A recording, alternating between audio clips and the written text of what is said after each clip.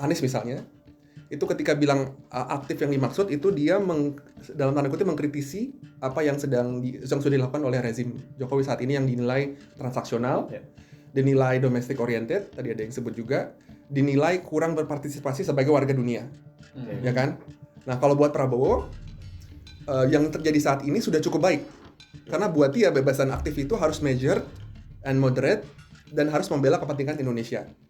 Jadi cukup gitu loh. Jadi ini kita bicara dengan prinsip yang sama ya, tapi ini dalam dua orang ini udah mereka takarannya sudah beda. Kalau mendefinisikan kepentingan nasional dengan sempit sebagai pembangunan ekonomi yang spesifik misalnya, dan kebijakan luar negeri adalah instrumen untuk mewujudkan itu, ya kan konsisten aja bahwa ya kalau begitu, misalnya daripada saya datang ke PBB nggak dapat apa-apa, saya ngabisin anggaran negara, ya kan, itu mengurangi sumber daya nasional, ngapain? Mendingan saya datang ke forum-forum yang di situ bisa mendapatkan sesuatu. Jadi menurut saya kalkulasi seperti itu juga tidak salah.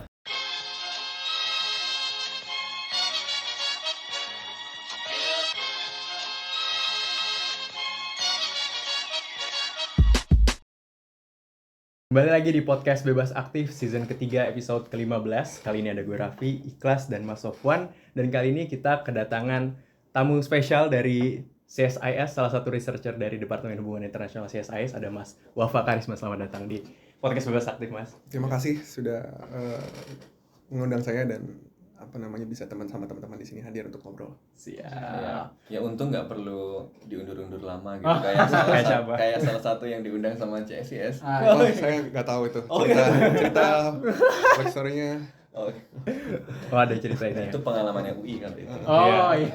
Ya pengalamannya sama nih di beberapa tempat. Sama. Mungkin kelihatan karena Prabowo memang yang secara jadwal beda sendiri ya. Kita nggak nyebut nama lo, Mas. Nggak nyebut nama. Betul. Benar. Betul, tapi benar. Dan kenapa kita mengundang Mas Wafa gitu ya dari CSIS, karena kebetulan juga dalam seminggu 2 minggu terakhir ya ada 3 capres di 2024. Pertama ada Pak Anies, kedua ada Pak Ganjar, dan terakhir ada Pak Prabowo melakukan pemaparan atau semacam pidato yang fokusnya adalah kebijakan luar negeri Indonesia jika mereka menang di pemilu nanti gitu. Dan kayaknya kita lihat juga diskursus soal politik luar negeri di pemilu ini agak kurang banyak, jadi rasanya penting ya untuk kita bahas gitu. Dan kebetulan CSIS juga memberikan platform yang bagus untuk mereka memaparkan, dan ada tanya jawabnya juga, dan itu yang akan kita gali bareng-bareng di sini bareng Mas Wafa juga gitu. Sebelum kita masuk lebih jauh, teman-teman jangan lupa subscribe kita di Kontekstual. Kita tayang banyak konten juga dalam seminggu. Follow juga sosial media kita di @kontekstualcom di Twitter dan di Instagram. Mungkin Mas Wafa ada yang mau dipromosikan? Promosikan untuk CSIS sejauh ini belum terpikir, tapi mungkin yang saya mau sampaikan untuk mengawali ya, sebelum nanti ada analisis yang lebih kritikal, mungkin terima kasih untuk semua tim capres dan juga capresnya sendiri untuk menyempatkan hadir. Jadwalnya mungkin tidak berurut atau tidak rapi, pasti itu karena scheduling konflik. Kita kerasa banget Pak Ganjar misalnya pas datang itu baru dari provinsi lain, jadi baru sampai gitu. Pak Anies mungkin itu kayaknya baru dari acara Indef atau gimana, jadi menyempatkan hadir di 100 ekonomi itu. Betul, 100 ekonomi. Pak Prabowo juga itu jadwalnya mepet dan akhirnya dapat yang pas di Senin berikutnya beliau bisa hadir. Itu juga saya dengar ada acara dari Kemhan di pagi harinya dan setelahnya juga ada acara, jadi kita apresiasi sih dari CSIS itu. Mungkin saya secara institusional pasti harus sampaikan itu. Secara pribadi tentu ada pendapat-pendapat lain yang bisa kita pahami bersama. Saya juga ingin menyampaikan apresiasi kepada semua capres, tapi sayangnya nggak semuanya datang di UI. Tapi bagus lah ya, capres diberi ruang yang lebih banyak untuk ngomong biar kita tahu. CSIS dianggap lebih penting daripada UI. Waduh. Jangan menggiring opini ya. Bahaya juga ini, Mungkin lebih nyaman kan? Lebih nyaman. Tapi bagus lah, semakin banyak ngomong, semakin banyak kita tahu apa substansi dari visi misi mereka gitu. Dan ngomongin visi misi juga, kita langsung aja ke kebijakan luar negerinya gitu. Nggak banyak dibahas tapi penting sebenarnya. Kelas kalau yang lu pantau gitu ya, mungkin dari file visi misinya atau dari pidato-pidatonya sebenarnya udah beberapa ya. Dan terakhir di CSIS itu apa yang menarik dari 3 capres ini terkait visi mereka soal posisi Indonesia di hubungan internasional Iya. 2024 nanti. Ya, sebenarnya nyambung tadi, gue pikir-pikir keren juga ya, mereka ada waktu untuk berpikir dan merumuskan visi misi luar negeri ketika acara mereka sepadat itu gitu. Ya. Kan bukan mereka Atau sendiri ya. mungkin ya itu nanti mungkin bisa kita bahas juga. Tapi ya kemarin intinya dari dokumen visi misi itu sudah ada juga beberapa poin terkait politik luar negeri. Tapi paling banyak sih menurut gue emang lebih komprehensif itu di paparan CSIS kemarin gitu kan. Yang pertama itu ada Pak Ganjar gitu ya, yang dia menyampaikan sebenarnya dalam yang sudah sangat terwakilkan oleh judulnya gitu ya, yakni visi misi arah politik luar negeri untuk Indonesia unggul gitu. Ya. Dan itu yang menjadi penekanan besar dari visi politik Ganjar, bahwa ya Indonesia itu harusnya fokus pada aspek-aspek yang dia itu bisa unggul gitu loh. Mungkin yang selama ini sudah unggul dan yang kemudian bisa unggul, dan nggak fokus pada diskursus power seperti biasanya di HI gitu kan. Dan kemudian ya dia address beberapa aspek spesifik ya, sebagian keberlanjutan dari program Jokowi misalnya, kemudian seperti hilirisasi dan lain sebagainya, itu sebagai prioritas politik luar negeri juga itu kan, karena itu juga berhubungan dengan Foreign policy dengan begins foreign at policy. home gitu. Benar, itu satu dari Ganjar. Terus kalau kedua dari Anies itu kan ya sebagai capres yang digadang-gadang mewakili perubahan, ya dia memulai arah politik luar negeri itu juga dengan sebuah kritik gitu kan, bahwa terutama terhadap pemerintahan Jokowi yang sekarang itu pendekatan politik luar negerinya terlalu transaksional. Jadi ya apa-apa harus jelas outputnya, harus ada investasi, harus ada perdagangan, harus ada angkanya gitu lah, nominalnya berapa, kita dari ngobrol sama negara itu dapat berapa miliar US dollar gitu lah, atau gimana yang lain sebagainya. Ya, jadi padahal dilihatnya kok nggak asik banget Indonesia gitu. Padahal ya menurut Anies satu, politik luar negeri nggak cuma soal itu. Karena itu ya kita harusnya lebih mengambil pendekatan yang juga value based. Keterlibatan kita di dunia itu nggak berdasarkan Value-nya berapa dolar? Oh, nggak beda lagi. nilai idealisme. nilai gitu ya. Ya, value. Nilai ini yang abstrak, nilai yang abstrak. Jadi keterlibatan Indonesia juga dilandaskan oleh itu. Dan juga yang kedua, kritiknya adalah bahwa politik luar negeri di masa Presiden Jokowi ini juga terlalu pragmatis gitu ya. Jadinya ya tadi kelihatannya nggak terlalu prinsipil, dan juga lebih mementingkan kepentingan ekonomi, kepentingan material aja gitu. Sementara aspek-aspek lainnya bukannya nggak ada, tapi ya tidak diutamakan. Dan kemudian ada beberapa aspek juga yang diangkat, seperti kalau tadi Ganjar bilangnya unggul nih, kalau Anies smart power gitu bilangnya. Ya mungkin nanti akan kita diskusikan lebih lanjut. Nah, sementara kalau Prabowo nih yang terakhir nih ya, gua kira Senin mungkin presentasinya lebih panjang gitu yang dipersiapin. Ternyata Presentasinya sangat singkat, kayaknya 3 atau 4 slide. Dan penyampaiannya juga menurut gue sangat casual gitu. Apa ya? Istilahnya nggak kayak kita deg-degan presentasi baru pertama kali di kelas gitu. Mungkin karena udah berpengalaman juga ya beberapa kali maju pemilu. Jadi udah apa namanya, dalam menyampaikan visi misi politik luar negerinya itu ya sebenarnya poin utama di pemaparannya gitu ya, sebelum masuk ke pertanyaan itu cuma satu gitu, good neighbor policy. Dan kemudian di trace aja rootsnya balik gimana kalau ini ya sesuai dengan kepentingan negara-negara, kita pengen damai, kita pengen ini, tapi kita juga harus menuntut perlakuan yang setara gitu kan, equal treatment.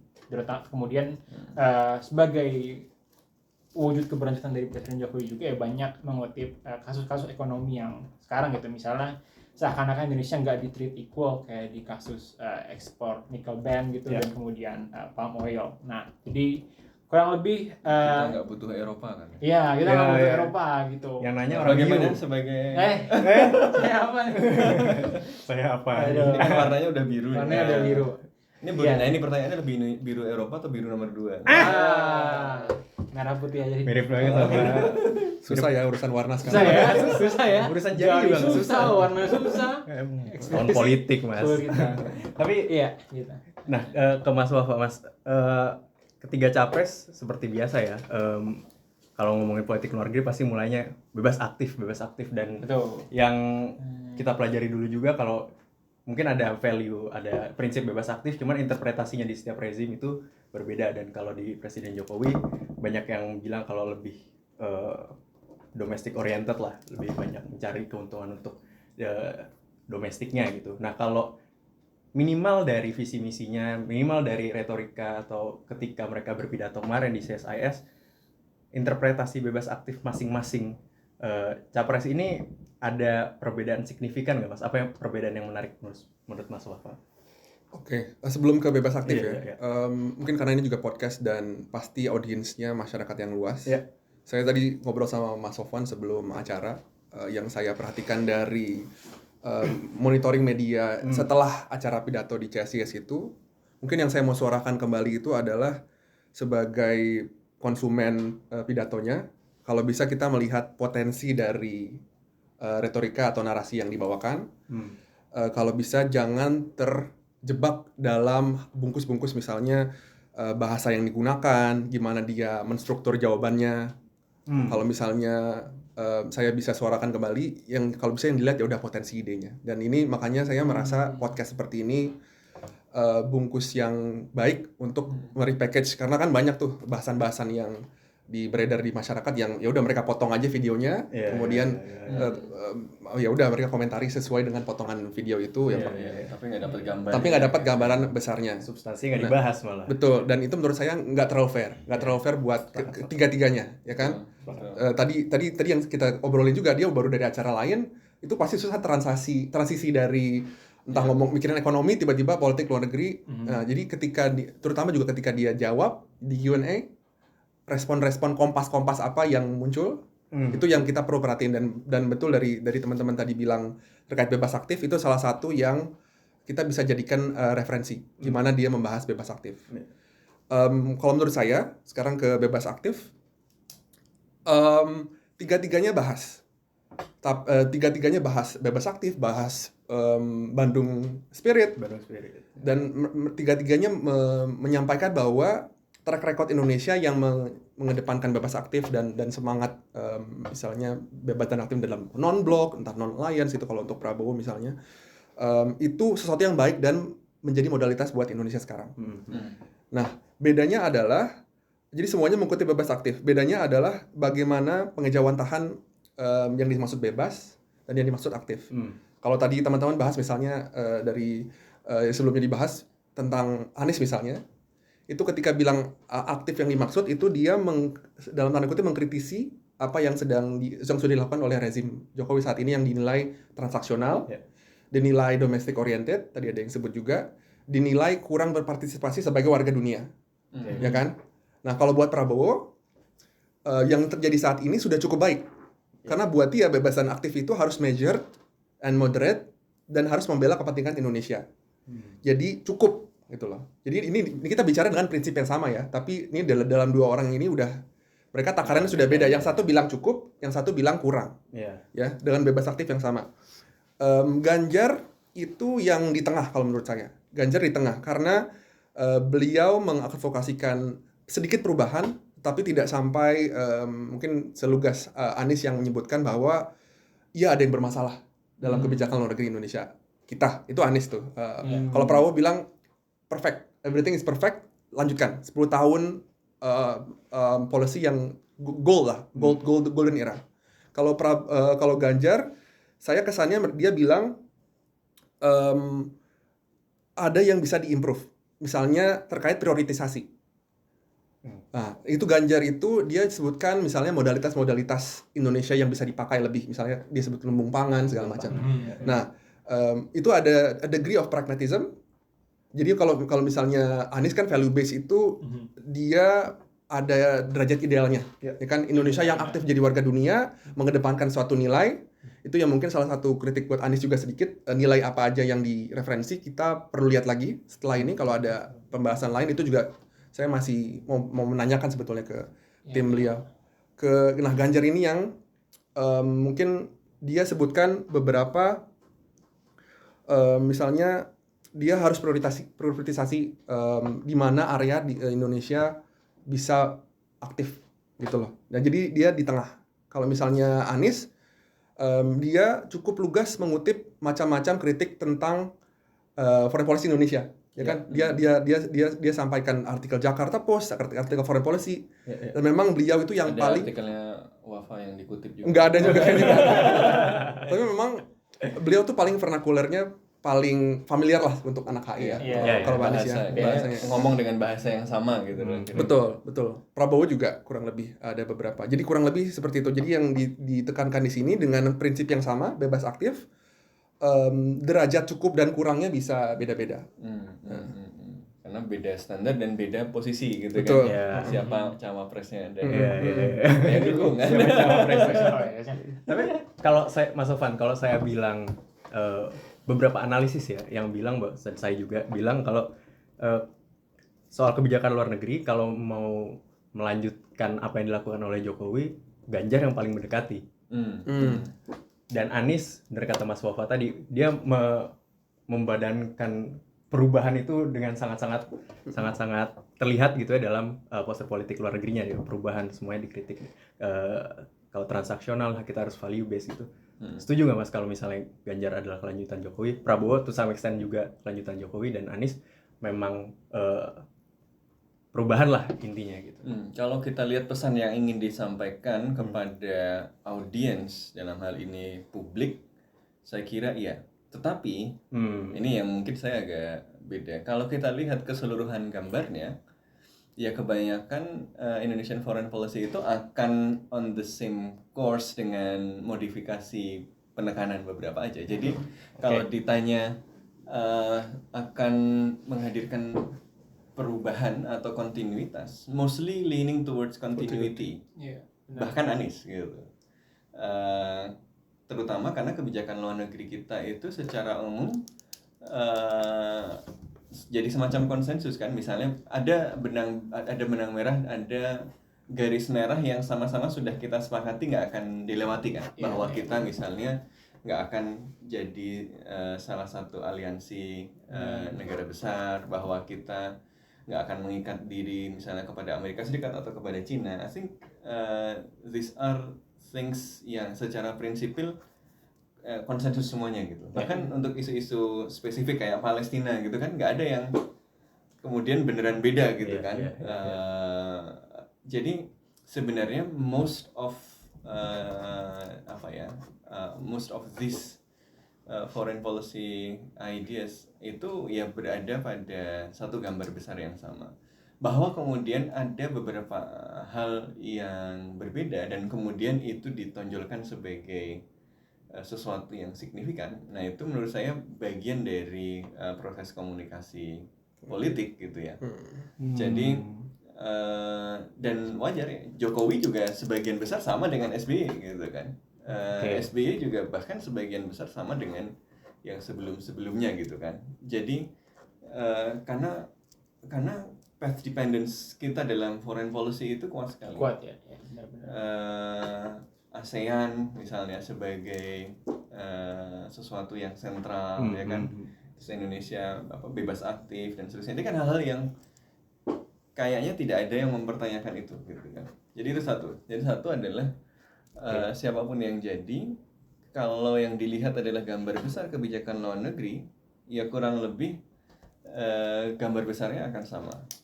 Yang berbeda adalah tadi bagaimana kemudian menginterpretasikannya dalam beberapa ruang yang dipandang penting. Itu kayak tadi saya setuju dengan Wafa dan Ikhlas tadi, misalnya Ganjar memulainya dari dia mendefinisikan Indonesia mau dapat apa gitu kan. Kemudian dari situ ada prioritasnya, lalu hubungan internasional diletakkan sebagai instrumen untuk mencapai itu. Mau hilirisasi, mau industrialisasi, kemudian ya hubungan internasional adalah instrumen untuk mewujudkan itu. Anies mendefinisikan kepentingan nasional dengan lebih luas gitu kan, nggak cuma tidak cuma in terms of ekonomi tadi. Menurut saya nyambung juga dengan konseptualisasi menurut saya soal prinsip tadi, bukan cuma berkaitan dengan prinsip apa yang mau dipakai, tapi bahwa kepentingan nasional itu juga tidak hanya bersifat material, tapi gitu ya, idealis, tapi ekonomi, tapi juga yang lain-lain. Makanya tadi positioningnya kan sebagai warga dunia gitu ya, yang itu kan sebenarnya mengidentifikasi bahwa kepentingan nasional Indonesia itu nggak cuma material gitu, tetapi juga ada yang bersifat ideasional, ada yang bersifat tidak tangible, karena yang tidak tangible langsung pun nanti akan nyambung juga loh. Makanya Anies kan kemudian bicara juga, ketika dia bicara soal modalitas kan dia ngomong nggak cuma soal ekonomi tapi soal misalnya brand Indonesia, bicara soal soft power dan macam-macam. Karena asumsinya tidak hanya yang material tadi gitu. Jadi sebagian besar sama, tetapi ada beberapa asumsi dalam menginterpretasikan penerjemahannya itu yang beda-beda. Yang satu tadi sangat foreign policy begins at home, sangat menjadikan ya kepentingan nasional Indonesia yang dimaknai dan didefinisikan secara spesifik dalam platformnya yang lebih besar mungkin kan, gaspol menuju Indonesia unggul itu kan, gerak cepat menuju Indonesia cepat itu. Ya itu yang kemudian jadikan patokan untuk memandu kebijakan luar negeri gitu kan. Ada yang ya udah pokoknya lanjutkan aja gitu kan, a good neighbor policy yang basically ya dilakukan dari dulu, tetapi interpretasinya yang menurut saya kemudian kalau Prabowo yang kemudian mungkin perlu dikejar lebih lanjut juga, karena principally ya kita paham yang dimaksud good neighbor policy, tapi ketika diminta memberikan contoh kan ada beberapa yang malah kontroversial kayak bergabung dengan BRICS. Prabowo bilang kayak gitu ya. Iya kan, Pak Prabowo gitu ya. Yang ini agak bentar, apakah bergabung dengan BRICS itu adalah manifestasi dari good neighbor policy atau kontraproduktif gitu kan? Karena misalnya beberapa negara akan menginterpretasikan yang berbeda kan, ini kumpulan revisionis gitu misalnya. Jadi secara prinsipil posisinya melanjutkan, tetapi ada beberapa hal spesifik yang menurut saya Prabowo justru secara konkret malah agak beda sendiri gitu kan. Jadi ya tadi gabung sama BRICS ya, kemudian malah mengeksplisitkan apa yang biasanya good neighbor tidak eksplisit gitu kan. Kami tidak butuh EU gitu kan. Yang nanya orang EU lah gitu ya. Ya itu kalau good neighbor dalam cara orang tradisional gitu kan, orang sini kan good neighbor ya ada masalah bantu kemudian put under the carpet itu kan ASEAN begitu, good neighbornya ASEAN kan begitu. Tidak membentuk keterpisahan rival yang butuh, yang tidak butuh gitu ya. Ya ini good neighbornya ngomong dengan terbuka gitu ya, kayak ya tadi EU begini dan begitu gitu kan, dan seterusnya yang dengan terbuka begitu, yang itu juga menarik. Jadi menurut saya satu, ketiganya tidak beranjak jauh dari pilar politik luar negeri Indonesia yang sudah diletakkan sejak revolusi. Jadi memang kita itu past dependence-nya kuat sekali. Mungkin juga bukan cuma kalau menurut saya faktornya adalah faktor historis, karena itu kemudian jadi embedded, jadi identitas ke politik luar negeri Indonesia yang semua orang ya akhirnya melihat itu sebagai identitas yang kita nggak bisa keluarkan gitu. Kita tuh nggak bisa keluar dari bayang-bayang bahwa Indonesia itu ya posisinya nggak mungkin jadi antek Amerika, nggak mungkin jadi antek Cina gitu. Pasti mau jadi sesuatu yang bisa secara bebas dan aktif menentukan sendiri, walaupun sebenarnya jadi salah satu bagian atau lebih dekat dari salah satu pun bisa juga ditafsirkan tidak bertentangan dengan bebas aktif kan. Karena bebas dan aktif itu kan bukan netral. Bebas aktif itu kan bebas untuk menentukan sikap berdasarkan kepentingan nasional gitu kan. Yang dalam konteks tertentu mungkin berpihak kepada salah satu, kalau dia memilihnya dengan bebas mungkin juga termasuk bebas aktif kalau ada yang mau menafsirkan begitu. Nah tapi sejauh ini kan nggak ada yang menafsirkan begitu, semuanya menafsirkan ya Indonesia di luar blok-blok yang ada, kalau ada blok itu gitu ya. Jadi secara umum sama gitu ya, tetapi ada beberapa bagian yang berbeda. Yang berbeda apa? Menurut saya adalah titik awalnya. Asumsi. Ada yang titik awalnya berangkat dari kepentingan nasional yang dimaknai adalah pembangunan ekonomi yang spesifik lagi pembangunan ekonominya itu misalnya diperoleh dari keberhasilan beberapa program prioritas seperti hilirisasi, industrialisasi gitu ya. Dan itu diidentifikasi sebagai indikator Indonesia unggul, Indonesia maju, Indonesia emas, Indonesia makmur. yang itu kemudian Indonesia makmur yang kemudian untuk mewujudkan itu kebijakan luar negeri adalah instrumen ya, gitu kan. Jadi posisi kebijakan luar negeri adalah instrumen untuk mewujudkan yang ini. Yang sebenarnya ya sesuai dengan definisi foreign policy kan ya, sebagai instrumen politik untuk mencapai tujuan nasional gitu dalam hubungan eksternal dengan aktor-aktor di luar negeri gitu kan.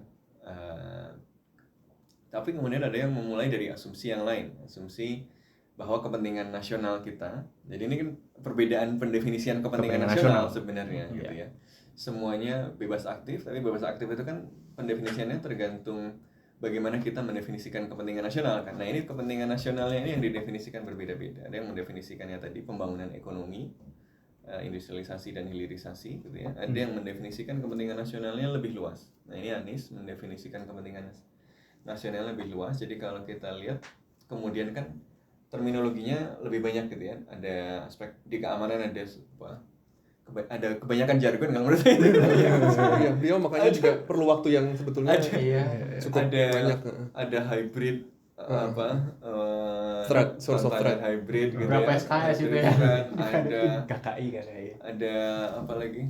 New essential forces, new essential forces. Ada brand Indonesia, ada soft power, ada smart power, dan ya tadi yang dibilang Wafa tadi, vernakularnya ya dia masukin lah istilah-istilah HI gitu. HI banget nih orang ya. Tapi luas sekali gitu. Jadi kalau Ganjar tadi kan direct, kepentingan nasional kita ini didefinisikan dengan ini, kebijakan luar negeri adalah cara merebutnya. Anies mendefinisikan kepentingan nasional sebagai sesuatu yang multidimensional gitu ya. Ada soal lingkungan, ada soal identitas, ada global citizenship, ada kepentingan ekonomi juga gitu ya. Yang karena banyak, maka ya dia banyak juga penjabarannya gitu kan. Karena kepentingan nasionalnya banyak, kebijakan luar negeri untuk mewujudkan kepentingan nasional yang banyak dan yang nggak cuma material itu juga jadi banyak. Jadi in a way komprehensif tapi luas sekali gitu. Sehingga nanti pertanyaannya kan bagaimana mengeksekusinya gitu kan. Kalau Prabowo memang secara jujur ya tadi karena masih sangat singkat, selain bahwa dia melihat apa yang sudah dilakukan itu sudah oke dan akan dilanjutkan, ya tidak masih sulit untuk memberikan penilaian karena memang ya belum detail kan yang digambarkan, jadi saya belum bisa. Tapi kalau membandingkan Ganjar dan Anies ya tadi, mereka berangkat dari titik start kepentingan nasional yang berbeda. Kalau yang satu menurut saya terlalu sempit gitu ya, yang satu terlalu luas. Jadi terlalu banyak otaknya. Apa ya?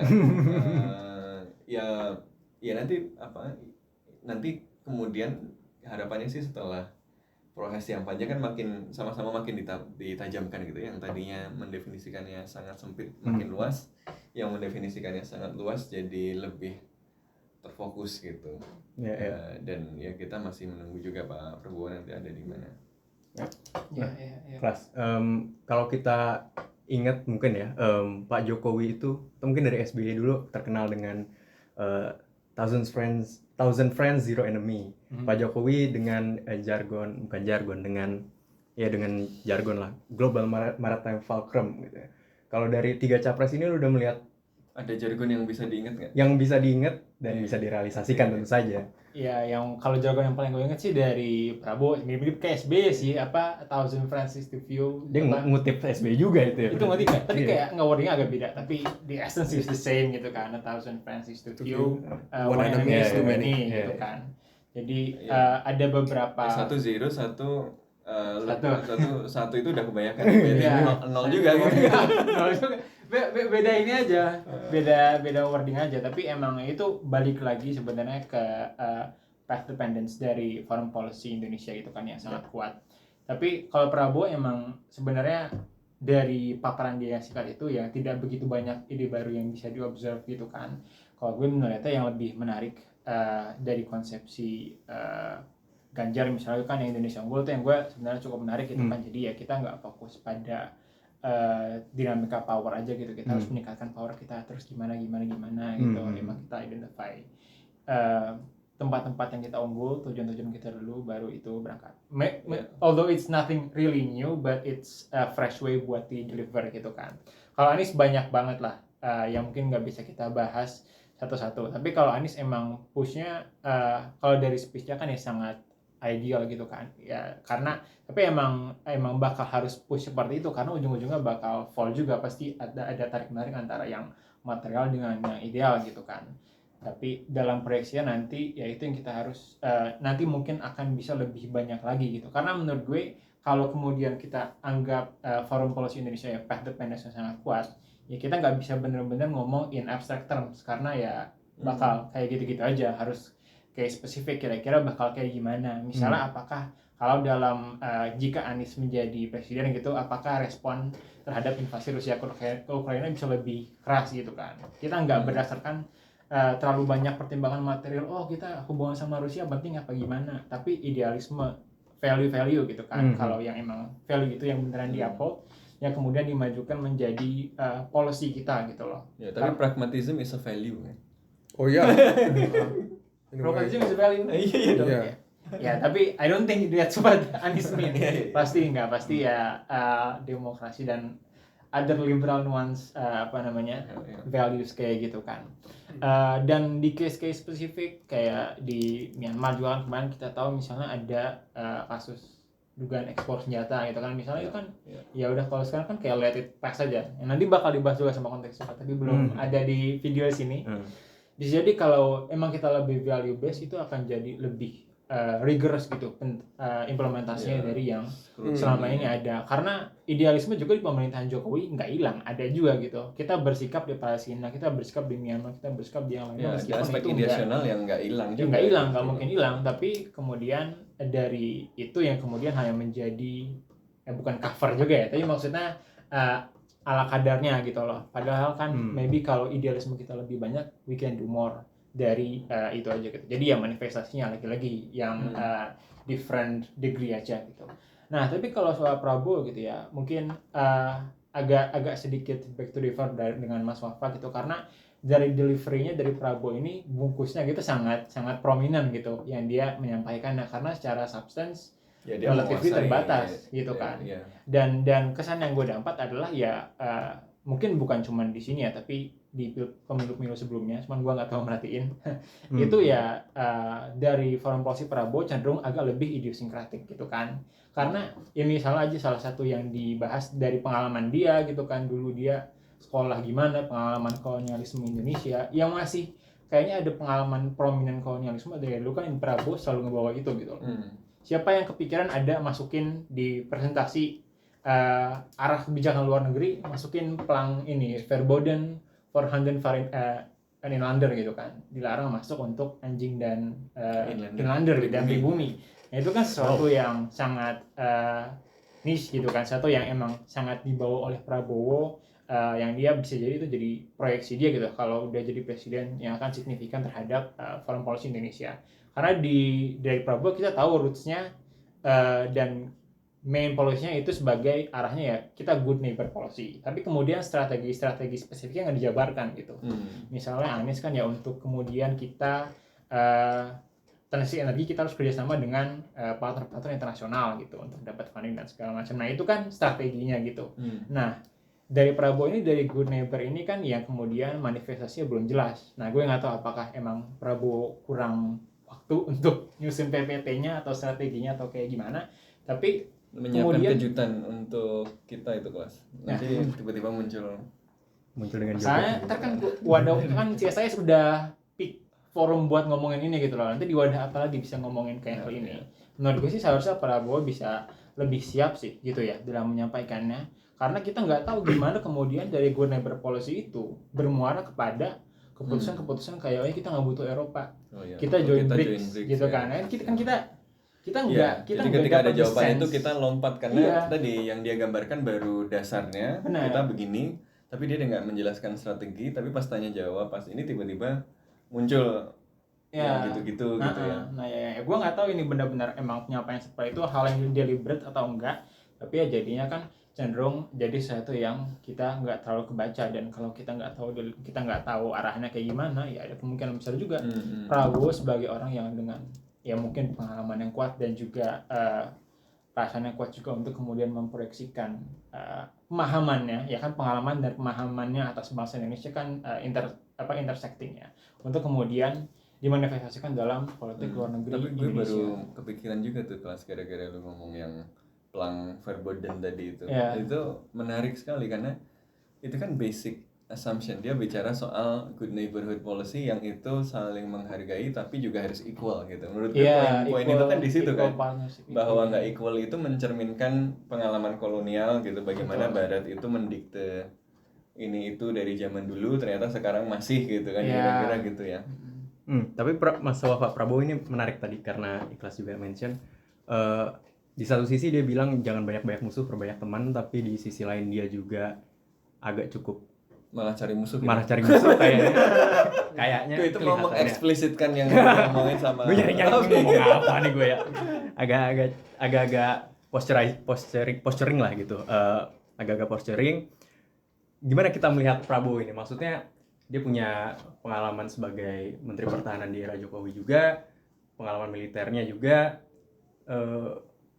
Saya bisa bilang ini agak kontradiktif nggak ya di sisi Prabowo, melihat apa yang dia bilang dia pengen nyari temen, nggak mau lawan banyak-banyak, tapi dia waktu tanya jawab dia cukup keras marah-marah soal EU, terus dia bilang bisa aja kita gabung BRICS gitu.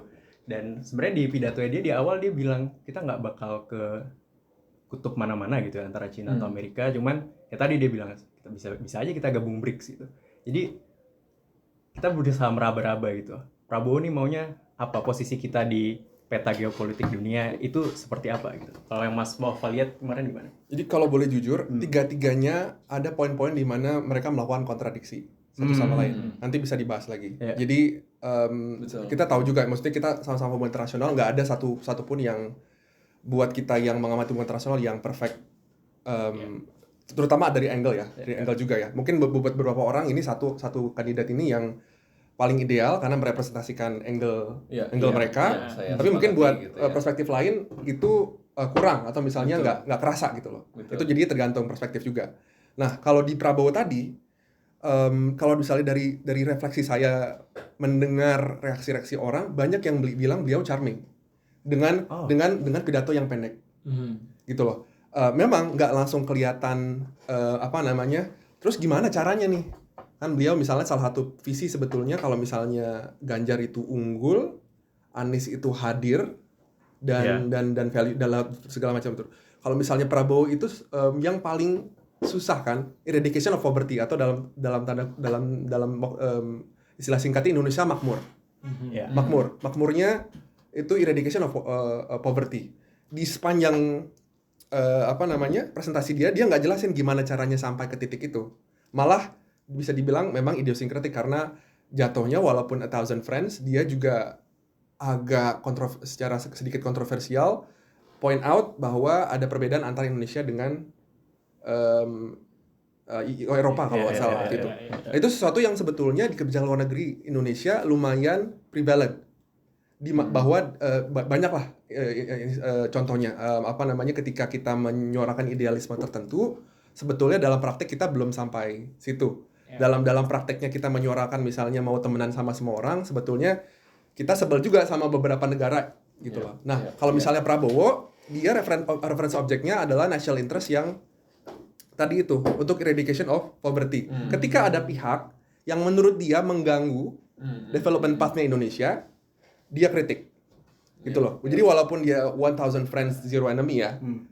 Dan ini memang nggak cuma Prabowo, itu salah satu poin di mana nanti capres-capres harus bisa membungkus keseimbangan antara tensi di antara kedua nilai ini. Yang satu mau cari teman sebanyak-banyaknya, yang satu ya harus berprinsip juga kalau misalnya ada yang melanggar atau memviolate atau melakukan yang merusak atau mengganggu kepentingan Indonesia, gimana tuh cara menavigasinya. Karena nggak semua negara akan baik sama kita, Betul, ya kan? Betul. Nah itu memang di ketiga capres ada tensi-tensi itu yang harus ketemu cara damainya. Kalau untuk Prabowo, karena pertanyaannya Prabowo, itu tadi poinnya adalah menurut saya dia referensi ke kepentingan Indonesia khususnya kalau misalnya saya bisa lihat read between the lines ya ini kontroversi palm oil, market access ke Eropa gitu kan, yang kemudian menurut dia itu ada double standard, yang menurut dia itu nggak ada equal playing ground, ya kan. Kita kasih akses market kok kalian nggak kasih akses market balik buat kita buat barang-barang yang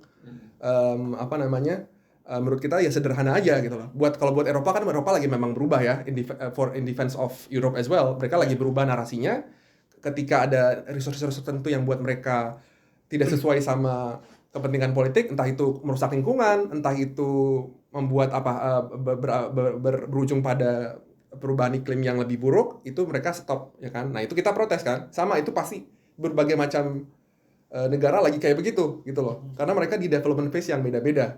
Ya kan, Indonesia kebetulan kita lagi negara berkembang, lagi mau transisi ke industri yang lebih berat, pasti akan dalam tanda kutip buang sampah juga lebih banyak. Entah polusi, entah nah itu yang, dan sementara negara-negara maju sudah lewat dari fase itu gitu lah. Itu yang lagi kita mau gimana nih cara nyeimbanginnya nih kalau misalnya mau Thousand Friends Zero Enemy atau segala macam. Itu yang kalau Prabowo kayak gitu. Sekarang Thousand Friends $0.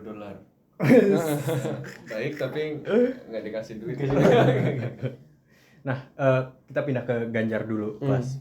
Ada yang gue catat mungkin ada 5 begitu ya, poin-poin yang jadi penekanan dia. Pertama tadi lumbung pangan, energy security, ekspor electricity, perbatasan maritim Indonesia, dan hilirisasi dan perlindungan diaspora Indonesia di luar gitu. Kalau dari yang lu pantau gitu ya, dari Ganjar yang kira-kira menarik, hilirisasi menurut gue menarik gitu ya, karena ini juga jadi salah satu yang paling banyak dibahas menurut gue, hilirisasi dari tiga capres. Retorika yang sangat Jokowi sekali. Sangat Jokowi sekali. Dan Anies pun sebenarnya juga akan melanjutkan hilirisasi walaupun ada tambahan ya reindustrialisasi kan. Nah, kalau yang lu lihat gimana hilirisasi ini? Ya, menurut gue hilirisasi in general kan dilanjutkan oleh semuanya gitu ya. Jadi tuduhan ada yang tidak ingin melanjutkan hilirisasi itu tidak terbukti. Gitu. Sejauh karena ini. memang butuh Indonesia. Karena itu kan jadi salah satu strength Indonesia yang karena udah emang terbukti proven beneficial and doing otherwise kita rollback industri hilirisasi nggak akan make sense gitu. Yeah. I mean any sane political actor would know that. Nah, jadi sebenarnya kalau di situ bukan sesuatu yang baru banget. Cuman kalau yang agak menarik berarti itu paling kalau dari Ganjar, lumbung pangan menarik, tapi manifestasinya kayaknya kalau agrikultur kita selalu carut marut dari dulu. Jadi kayak gitu. Kalau yang agak menarik menurut gue Ganjar itu di lumbung pangan sebenarnya menarik ya, karena kalau yang ngomong Ganjar padahal yang punya proyek food estate itu kandidat yang lain. Ya justru itu untuk memberikan alternatif dari food estate kali. Tapi yang nggak tahu. Ya tapi kalau yang menarik itu ekspor listrik di ASEAN itu kalau buat gue ya, karena itu kan sesuatu yang within reach dan progresnya meskipun a few years back kan Indonesia nggak terlalu willing, tapi lumayan berprogres gitu kan, karena emang apalagi kebutuhannya sekarang dinamanya kan ya Indonesia oversupply gitu, terutama Jawa Bali sih gitu kan oversupply. Dan kemudian kita masih pengen bangun juga renewable energy nih, udah nggak sampai target 23% 2025 energy mix yang renewable. Ya salah satu solusi yang visible adalah emang kita ekspor gitu loh ke luar negeri dan kita bisa terus bangun, tapi di antaranya juga bakal butuh banyak bantuan internasional dalam ngebangun ngebangun grid sih kalau dalam hal ini ya, karena kan interconnection grid itu juga kalau yang gue baca-baca dari JETP itu agak sedikit peminatnya untuk invest ke sana. Tapi kalau satu hal lagi yang pengen gue hari sebenarnya karena keinget hilirisasi tadi itu adalah gimana Anies sebenarnya yang dia hilirisasi kan sesuatu kalau kita bahas progres ekonomi negara gitu kan, kalau kita bahas negara maju selalu template-nya di mana-mana itu bukan yang berbasis pada sumber daya alam gitu kan. Pasti struktur besarnya pekerjaannya adalah dia di services, dia yang besarnya tuh di sumber daya manusia, dan yang ada penekanan ini nggak tahu ya kalau gue miss, tapi yang ada penekanannya adalah Anies gitu loh.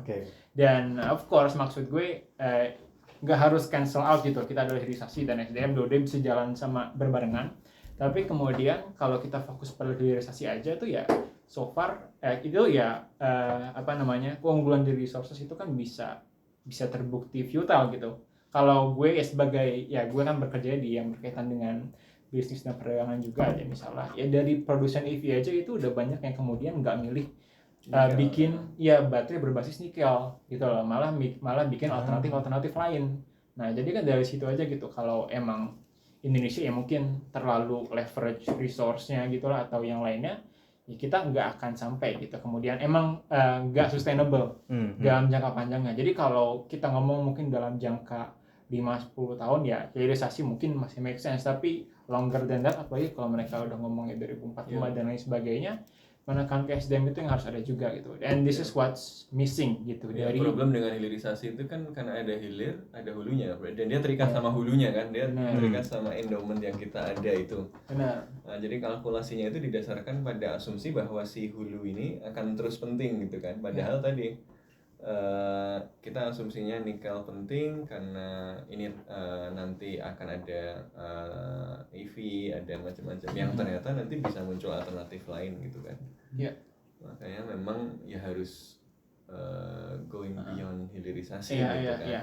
Ya, dan sebenarnya ini mungkin satu yang ini juga ya mungkin membelokkan sedikit dari myth path dependence, tapi bukan path dependence, foreign policy juga sih. Ini cuman keyakinan yang rooted di bangsa Indonesia ya, kalau kita ini bangsa yang kaya gitu, resource-nya banyak segala macam, tanam singkong tumbuh gitu gitulah sebagainya, you know it.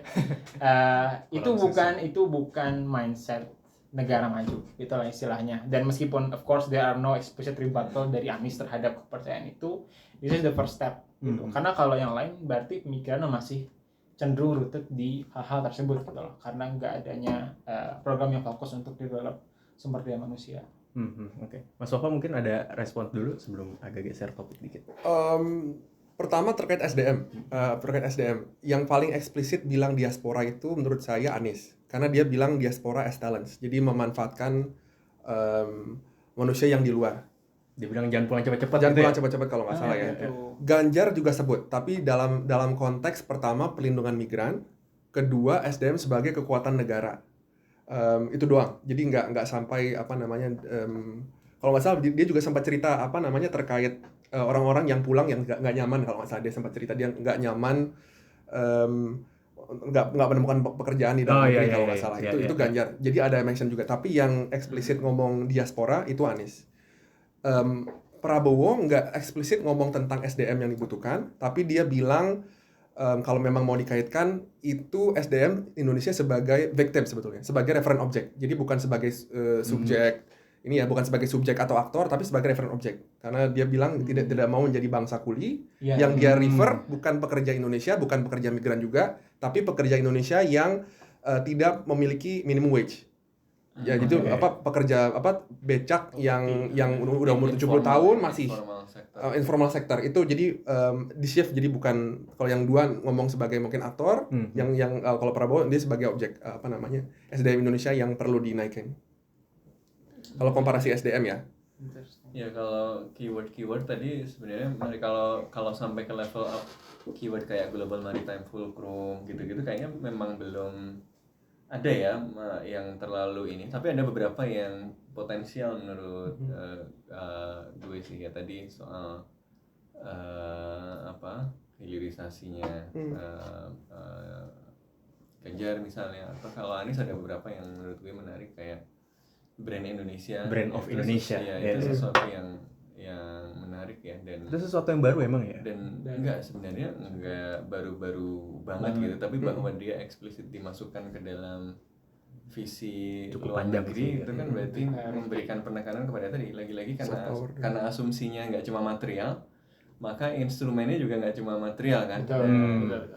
Dan menurut gue menarik karena kalau soft powernya bisa dieksploitasi, ini kan sesuatu yang lebih bisa digandakan, lebih bisa ditingkatkan leverage-nya dibanding material ya. Kalau material itu kan bangun industri lama, bangun persenjataan lama gitu, tapi bangun presence itu mungkin lebih cepat gitu. Ya. Jadi ini hal yang menurut gue menarik kalau nanti bisa dilihat, dan kita tunggu juga nanti Ganjar atau Prabowo apakah akan merespon. Ini kan mereka masih masih in conversation, jadi pasti saling ngintip juga kan. Oh ini gue belum ngomong ini nih, gue mau ngomong apa gitu kan. Jadi menurut gue akan semoga nanti dengan itu bisa mempertajam diskusi soal itu. Prabowo ya tadi good neighbor policy itu keyword, tapi memang apa artinya dan seterusnya itu masih belum kelihatan ya. Tapi memang belum ada yang kayak Global Maritime Forum, karena di periode kedua dia juga hilang juga gitu kan. Jadi Global Maritime ya. Jadi kayaknya ya kita masih harus nunggu term-term yang beneran akan ditonjolkan apa gitu, yang ya kan kayak gitu. Jokowi apa sih? GMF gitu kan, poros maritim gitu. Ini poros kedua jadi global event organizer nih. Ya. Nah, bicara event organizer juga, Kelas. Disambungin. Iya, ini bisa aja nih bridging-nya. Tapi bagus juga ya global event organizer gitu. Ya, tinggal telepon Wisnu Tama kan. Nah, kan Indonesia ya menjalankan G20, dapat presidensinya, dan setahun kemudian ASEAN gitu, Kelas. Penting juga kita bicara soal keterlibatan Indonesia di organisasi-organisasi internasional, organisasi multilateral gitu ya. Kalau dicari cepat aja gitu ya di file visi misinya, mungkin yang paling banyak nyebut nama organisasi internasional tuh visi misinya Anies gitu. Dan mungkin Ganjar agak sedikit, Prabowo gua belum nyari sih kalau ini Prabowo. Cuman kalau ngelihat potensi atau ngelihat prospek masing-masing capres, pendekatan mereka terhadap kehadiran presence Indonesia di organisasi multilateral, lu ngeliatnya gimana? Karena kita pernah bahas juga di podcast, Presiden Jokowi nggak datang ke sidang umum PBB, walaupun itu hal yang mungkin sebenarnya wajar gitu ya. Cuman ya bisa dilihat di episode bersama diplomat PBB. Ya. Tapi kalau sejauh inilah, secara retorika, secara visi misi lah minimal gitu. Ya menurut gue sih kalau di forum multilateral ya, speaking ya, kita harus balik lagi nyambung sama omongan dari Mas Wafa dan Mas Sofyan tadi. Ya berarti kalau di forum-forum multilateral yang bisa kita imply dari visi misi capres ini adalah yang bakal lebih sering hadir di forum-forum multilateral itu adalah Anies gitu, atau mungkin Prabowo kalau dia ada motivasi tersendiri. Tapi yang ada jelas Prabowo juga rajin kan? Prabowo tuh suka ngomongin pengalamannya gitu. Kapan itu di Shangri-La gitu. Maksudnya dia sering ke forum-forum. Ya yang nawarin resolusi perdamaian kan dia. Ya. Prabowo tuh ya kenapa gue bilang idiosinkratik ya karena agak cenderung di salah satu visi misinya tuh mengembalikan wibawa atau marwah Indonesia gitu lah di dunia internasional. Di satu sisi ada proteksionis sedikit gitu. Ya, maksud gue apa yang mau diomongin nggak clear tapi bakal hadir dan ngomong gitu loh. Dan I don't know, mungkin deliver something yang strong tapi nggak tahu gitu karena emang nggak dijabarin kayak gimana. Sementara Anies kan ya tadi karena dia emang ada menekankan pada value base gitu, yang mana PBB kan bukan forum investasi gitu, tapi kita forum ngomong aja gitu prioritas dunia, masalah dunia and what our contribution to it. Nah itu kan sesuatu yang emang cuma bisa diisi kalau kita ada motivasi value-nya gitu di dalam situ. Sementara kan Jokowi seringnya hadir di forum-forum ya yang berkaitan langsung sama investasi di Indonesia ya. Kalau jadi tuan rumah. Ya dan fokusnya lebih mirip kayak dalam hal ini adalah Ganjar gitu kan. Dan dia emang foreign policy begins at home, dan kemudian berkaitan dengan event-event juga. Kalau yang kita lihat kan kebanyakan sekarang juga lebih showcase Indonesia juga gitu. Kalau menurut gue ya G20, ASEAN segala macam, of course ada concrete deliverables juga, tapi lebih showcase Piala Dunia U17 nggak disebut. Itu masih berlangsung. Bisa masuk soft power dikit-dikit. Ya, dikit-dikit lah. Cuman maksudnya lebih ke showcase Indonesia gitu sebagai tuan rumah yang baik, dan kemudian juga jadi event-event investasi juga gitu. Sementara kalau penekanannya lebih value based bisa jadi ya penekanannya yang lain lagi gitu. Emang ada central agendanya selain yang bersifat ekonomi gitu, yang lainnya. Gitu sih. Ya. Mas Wafa, karena ini juga salah satu penekanan di Anies juga sebenarnya, bahwa Indonesia harus lebih proaktif gitu. Kata-kata proaktif nih banyak disebut gitu ya. Jadi nggak cuma bebas aktif, bebas proaktif. Bebas proaktif gitu.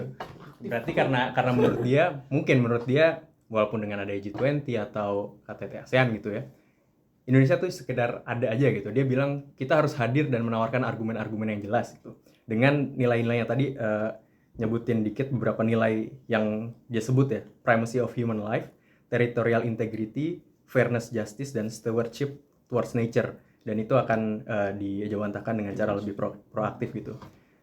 Apakah kalau saya bilang Anies akan lebih proaktif, akan lebih apapun bentuknya ya, entah itu mungkin datang atau mungkin lebih banyak menyelenggarakan atau gimana, karena di Jakarta dia juga sering bilang kan, saya jadi wakil apa C20 berapa city berapa gitu, group of kota-kota di dunia gitu, C40 ya, C40. Dan Ganjar rasa-rasanya lebih banyak akan mendelegasikan ini ke Kementerian Luar Negeri gitu, nggak beda jauh sama Pak Jokowi. Sementara Prabowo kita masih menimbang-nimbang melihat-lihat. Gimana sih 1000 oh itu vitamin C. Mungkin pertama kalau dari di atas dari presentasi ya, kalau dari presentasi ketika di CSIS dari pidato yang paling menyebutkan proaktif dari kata hadir itu memang Anies.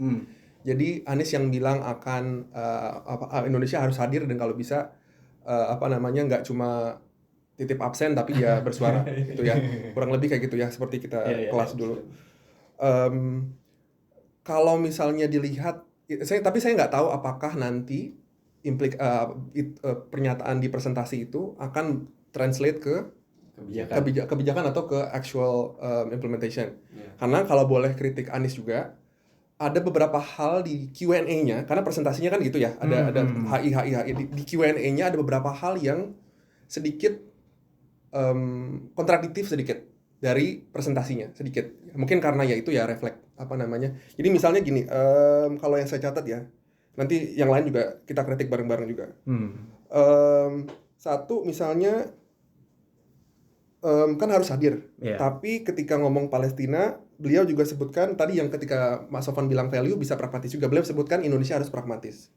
Jadi gimana tuh harus hadir, harus aktif, atau juga harus pragmatis, gimana cara menyeimbangkannya. Terus soal ini juga, saya catat soal kontrak.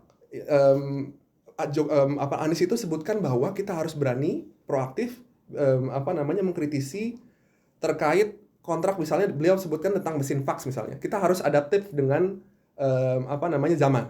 Kalau misalnya ada kontrak dari misalnya pemerintah dahulu yang udah lama, kemudian udah obsolete gitu kan. Kita kan sekarang bukan zaman mesin fax lagi kalau nggak salah beliau bilang gitu. Itu harus kita berani ubah.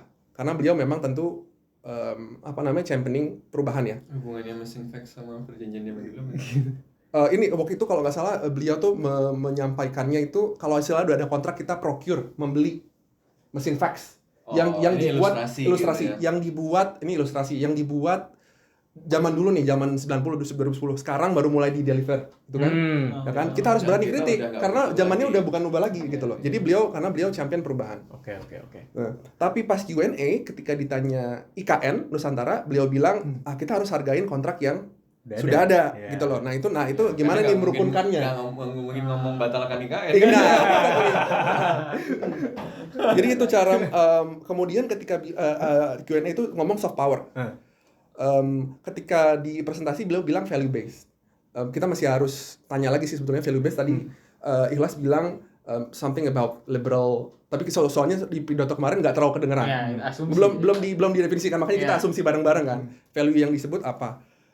Di Q&A ketika beliau bilang soft power, bilang House of Indonesia, itu balik lagi yang beliau sebutkan itu budaya komersil yang misalnya entah pisang goreng, makanan, food. Jadi gimana nih menyeimbangkannya nih? Tadi ketika presentasi sebutnya value based nih kan.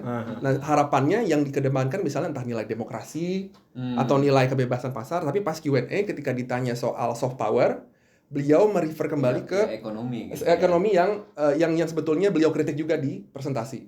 Nah, ketika balik ke pertanyaan kamu, kalau misalnya lihat presentasinya, kalau boleh adil ya, kalau misalnya lihat presentasinya, kayaknya Anies nih akan paling hadir karena beliau bilang paling proaktif.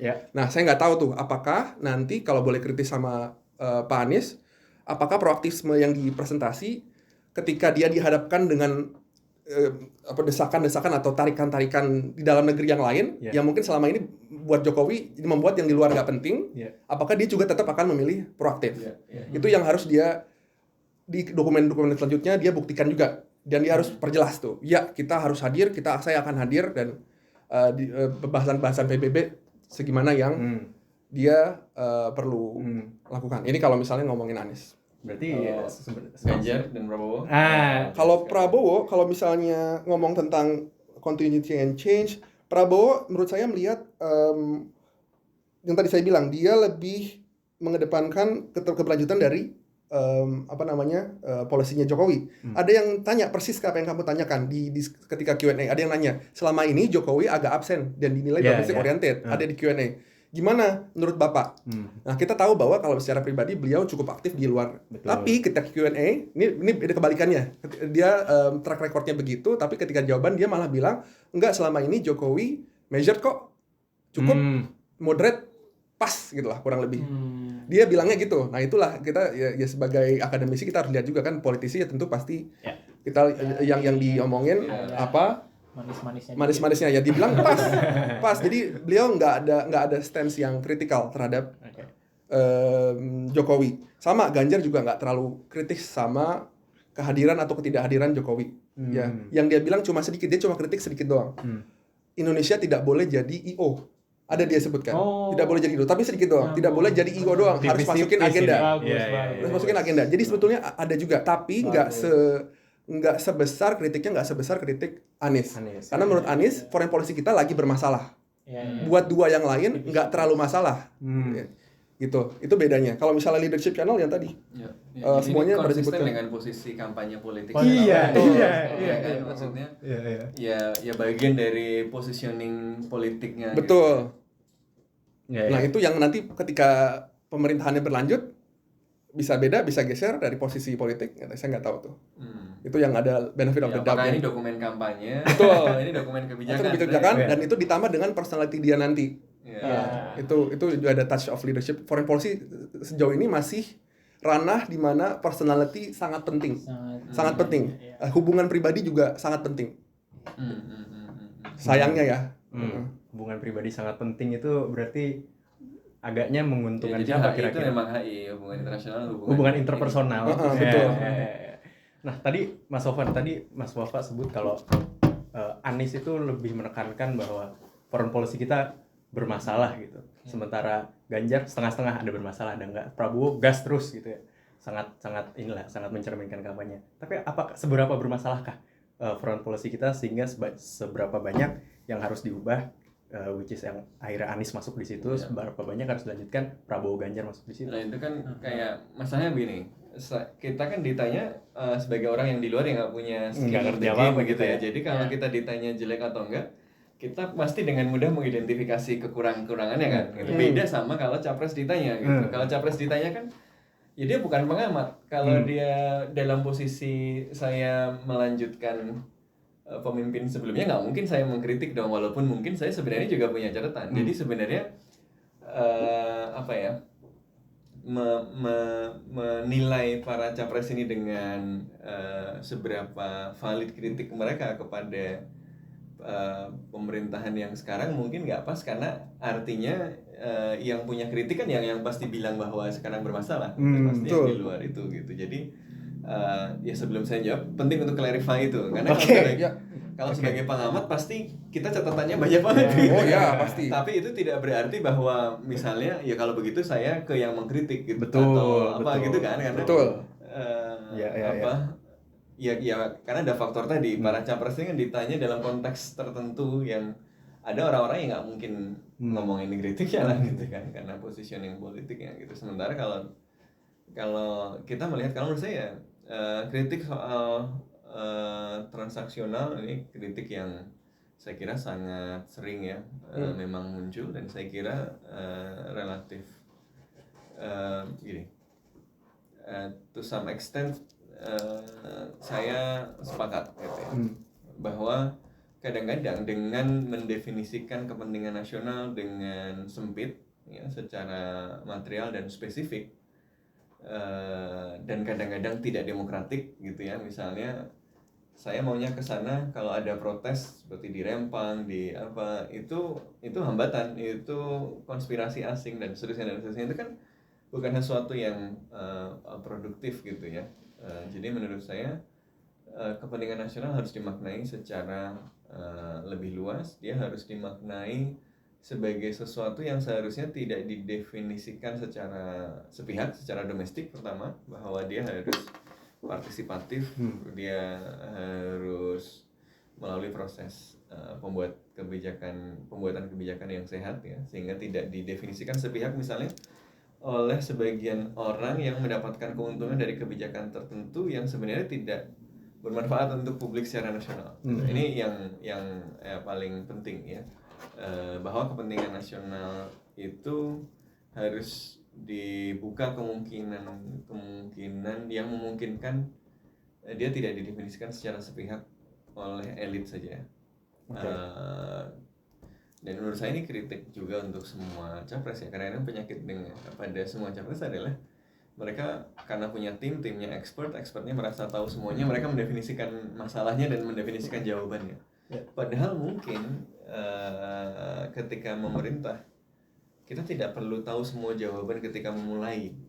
Menurut saya sebuah kutipan itu. Bagaimana kita kemudian malah justru membuka ruang bahwa saya diberikan mandat untuk mewujudkan sesuatu gitu ya, tapi saya juga nggak tahu segala hal, dan itu bukan kelemahan tapi justru ayo apa yang bisa kita definisikan gitu ya.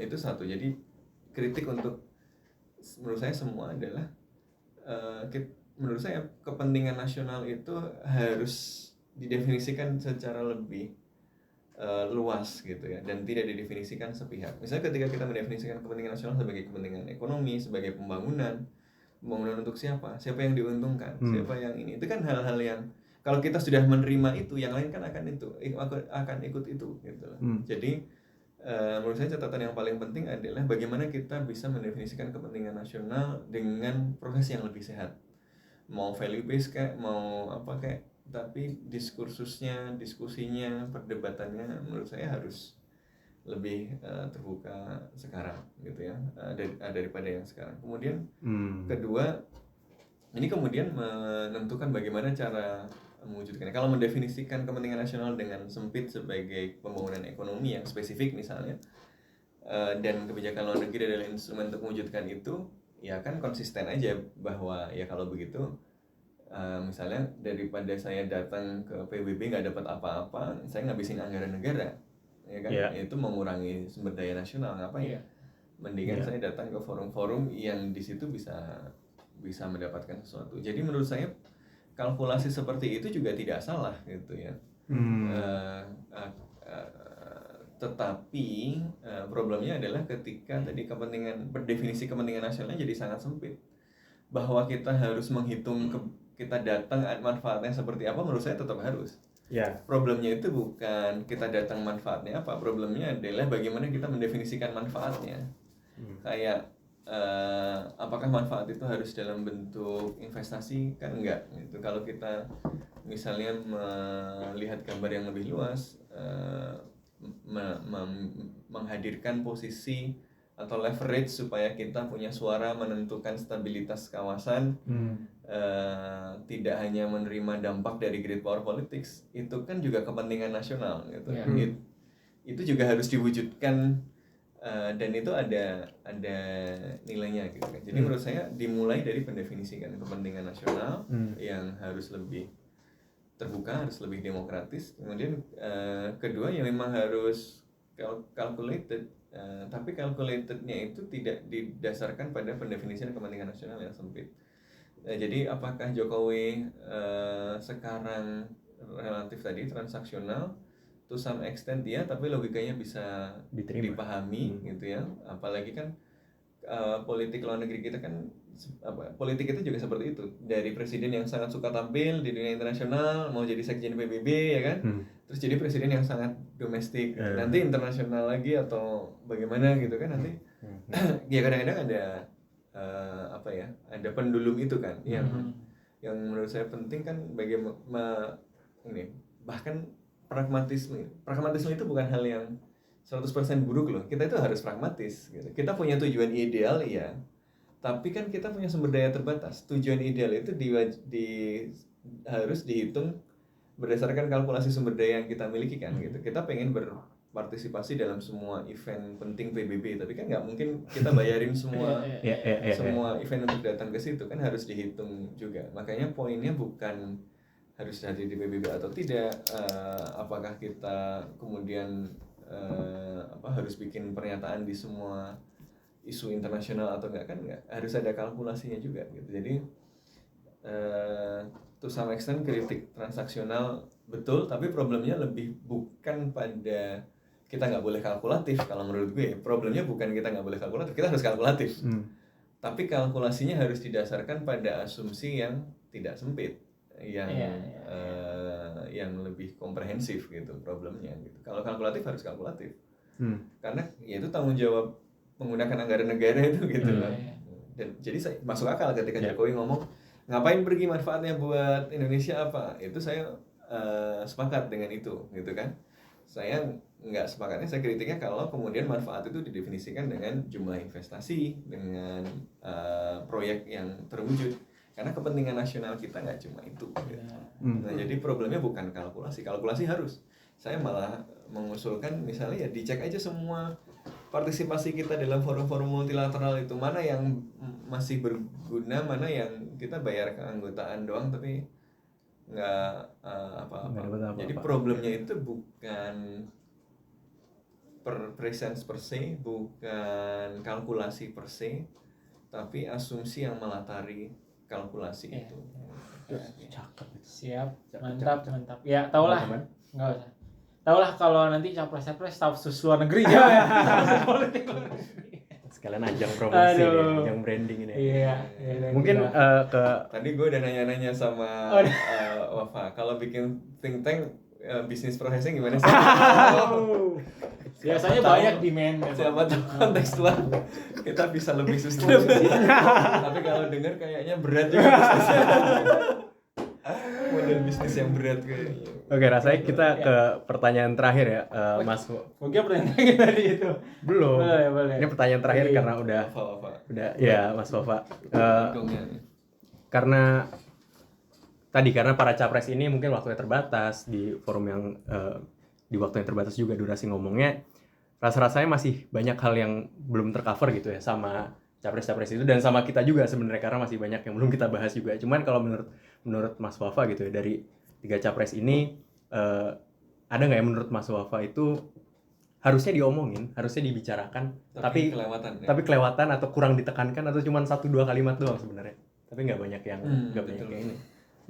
Nah kalau ini mungkin buat saya di think tank ya, ada satu hal yang mungkin ini akan pro ke Ganjar jawaban saya, karena ada satu kalimat yang di awal Ganjar sebutkan yang buat saya setuju.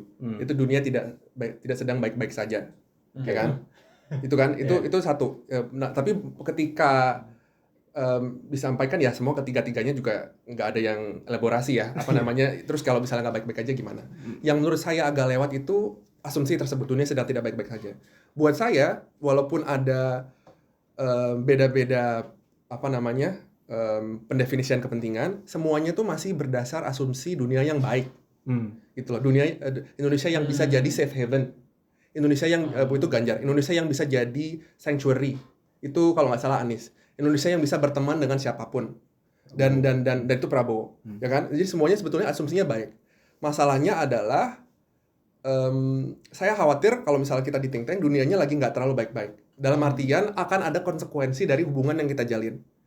Kalau misalnya ke Prabowo, ketika kita menjalin hubungan dengan satu negara, pasti ada konsekuensi dengan hubungan kita yang lain. Itu dunianya sekarang kayak gitu loh. Kayak gabung sama BRICS gitu. Exactly. Dan kita nggak bisa, kalau istilah saya pribadi, kalau misalnya negaranya mau jadi negara besar, kita nggak bisa jadi Panama gitu loh. Atau misalnya negara mana sih yang duit lewat boleh, siapa aja duit siapa aja boleh masuk. Yang mau lari siapa boleh aja gitu kan. Kayaknya kalau negara besar agak susah untuk kayak gitu. Yang lebih besar dari kita siapa? Misalnya saat ini India. India kena banget tuh sorotan kan ketika dia pakai posisi-posisi yang ambil benefit dari macam-macam gitu kan. Dia bukan non-alignment, dia multi-alignment. Multi-alignment. Ya, jadi dia semua digayat lah ya. Nah, itu. Nah, Indonesia kebetulan beda sedikit cara shift-nya, dan kita belum seberpengaruh India dalam skala besar kurang di highlight. Jadi belum kena spotlight. Tapi mungkin ketika kita naik nanti dan bersanding pasti ada kena sorotannya, ya kan? Nah, asumsi-asumsi yang baik-baik tadi, yang tadi dari tiga capres ini menurut saya kurang mengcapture atau mengcapture tadi pola tadi gitu loh. Ketika kita menjalin hubungan, ada konsekuensi satu lagi yang yang jadinya nggak terlalu percaya sama Indonesia nih, nggak terlalu melihat Indonesia reliable atau misalnya ketika memang sebagai capres kalau bahas begitu kayaknya risky ya. Rizky. Tapi capres Indonesia. Kalau capres negara lain dia diuntungkan kalau bahas. Kalau bahas ini ada pergerakan, ini ada negara-negara yang kita harus concern. Amerika kan kayak gitu kan, naik dia. Ya, itu Indonesia aja kebetulan kita karena ya vernacular foreign policy-nya ya harus baik sama semua orang. Gitu loh. Kalau di negara lain naik dia di Korea siapa lagi yang sekarang yang lagi. Saya nggak membayangkan kampanye kita harus lawan Cina gitu. Kita harus betul. lawan Amerika. Tapi makin banyak Nggak mungkin. Undertone-nya agak-agak gimana gitu. Betul. Itu sih yang menurut saya asumsi itu. Kalau misalnya kejadiannya tidak sesuai dengan asumsi baik tadi, kalau misalnya ada situasi yang gawat, yang darurat, perang muncul di Taiwan, gimana? Ada nggak nih di antara tiga ini yang menjawab? Nggak ada yang bahas. Kalau ada perang di Taiwan. Sedikit doang sih. Saya nggak tahu Ganjar Prabowo ada nggak ya? Prabowo tuh soalnya lumayan optimistis karena menurut beliau semua leaders itu rasional. Iya. Ya kan? Tapi kan ada juga yang leader yang nggak terlalu rasional kalau misalnya kita lihat atau minimal utility buat dia tuh bukan hal yang sama dengan kita lah, bukan market, bukan ekonomi. Buat dia mungkin utility itu ya imperial. Benar. Mengembalikan itu sesuatu yang lain. Nah itu gimana tuh kalau misalnya kejadian? Nah itu belum ada yang apakah buat lumbung pangan, apakah buat diplomasi apa misalnya pisang goreng dan rumah budaya, apakah buat pertemanan? Nah, itu belum ada yang jawab. Itu doang sih. Kalau misalnya nggak sejalan dengan asumsi yang siap. Jadi harusnya bikin satu dokumen lagi foreign policy in crisis. Kalau CSIS biasanya bahasnya gitu sih kemarin. Yang lagi dibahas ya, yang lagi kita mau. Oke, bagus. Terima kasih Mas Sova udah mau mampir. Luar biasa. Kita undang lagi kapan-kapan kali kita undang lagi ya. Terima kasih Ikhlas dan Mas Sova juga. Terima kasih para pendengar. Mungkin tim dari para capres atau capresnya mungkin yang mau ngomongin. Didengar nih berdaging banget nih. Iya. Atau ada yang mau nyikat salah satu nih. Kita hubungi kita saja ya di DM. Di @kontekstualcom di Twitter dan Instagram. Ini value based atau saya pragmatis aja, domestic oriented. Biar sustainable. Ya, segitu aja podcast Bebas Aktif. Kita ketemu lagi di podcast Bebas Aktif episode selanjutnya. See you.